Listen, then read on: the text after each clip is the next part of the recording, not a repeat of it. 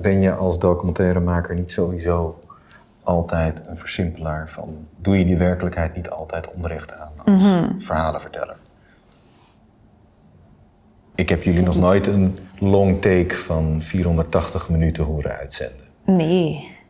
Jullie zitten er toch altijd dingetjes uit te halen en weg te gooien die dan zogenaamd niet interessant zijn, maar die vertellen misschien wel veel meer. Er zijn documentairemakers die daarmee worstelen.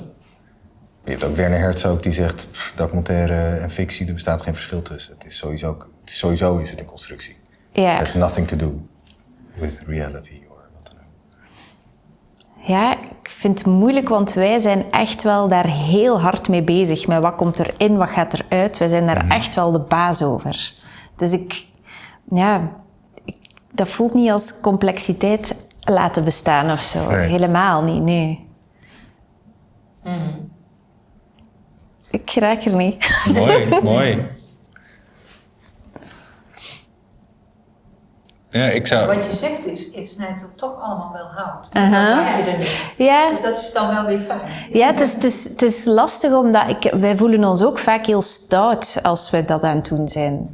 Met audio kan je veel naar je hand zetten. Wij monteren tot op Zeker. zinsniveau. Hè?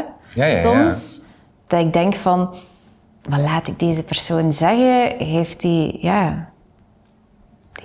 Wat gaat hij daar straks van vinden? Er is nog nooit iemand naar ons gekomen die zegt van, je hebt mij totaal dingen laten zeggen die niet waar zijn, want dat gaan we ook nooit doen. Maar is dat daarom bijvoorbeeld, dat is natuurlijk, die spanning zit in alle vormen van documentaire. Of je nou de hele take laat zien, dat is nog steeds wat zat ervoor en wat zat erachter.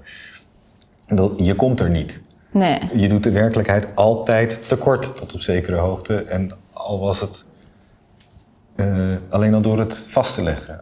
Het is alsnog, jij de microfoon daar neergezet en niet daar. Je doet hem altijd tekort. En jullie gaan heel ver. In knippen, hakken, snijden, vervormen, weet ik veel.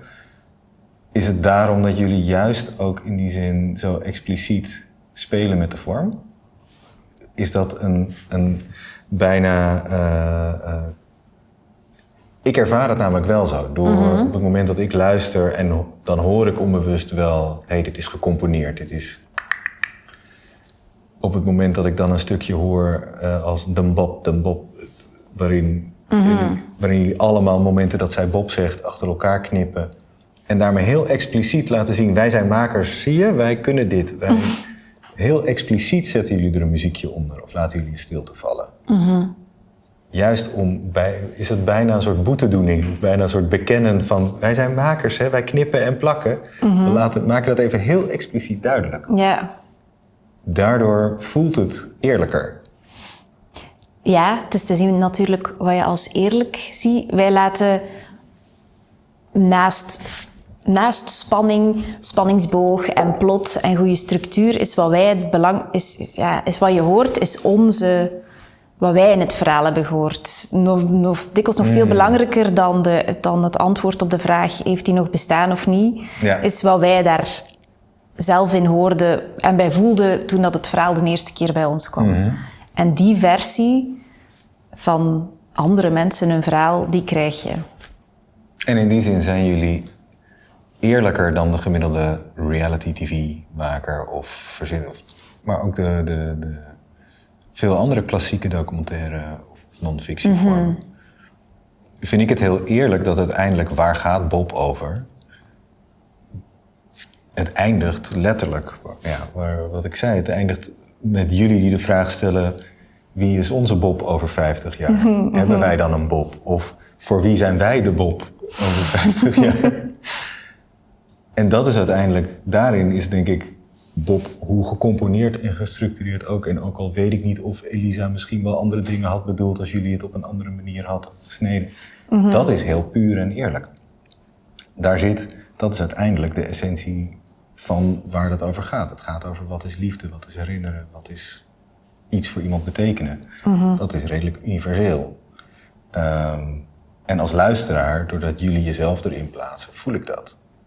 Voel ik dat ik op een bepaalde manier via jullie ook meer tot de essentie van wie Elisa kom. Dan dat ik alleen maar denk aan het begin. Oh, leuk, mooi verhaal van een oud vrouwtje die met een heerlijk accentje mooie anekdotes opdist. Het is zoveel meer dan dat. Zowel doordat jullie haar tekort doen en haar mooier maken of meer maken wat jullie vinden dat ze is, maar daarin wel laten zien dat jullie dat doen. Ja. En jezelf daar ook een plek in geven. Dat is de klassieke direct cinema versus cinema verité discussie. Is de maker in beeld plaatsen eerlijker dan dat de maker doet alsof hij er niet is. Ja. Allebei is oneerlijk. Allebei is een constructie. Maar ik vind het wel heel grappig om te horen dat je er zo oprecht moeite mee lijkt te hebben of mee lijkt te worstelen van... Omdat we die kritiek ook vaak krijgen, hè, van... te gekunsteld.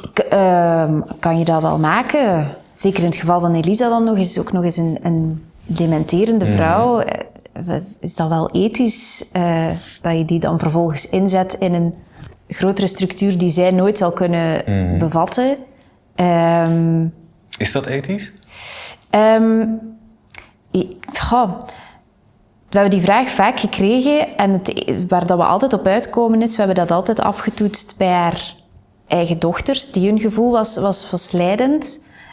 En verder zijn wij met 3 elkaars moreel kompas daarin voortdurend geweest. En zo gaat het bij andere verhalen ook. Wij zijn natuurlijk geen ethische commissie, die is bij andere verhalen ook wel nodig.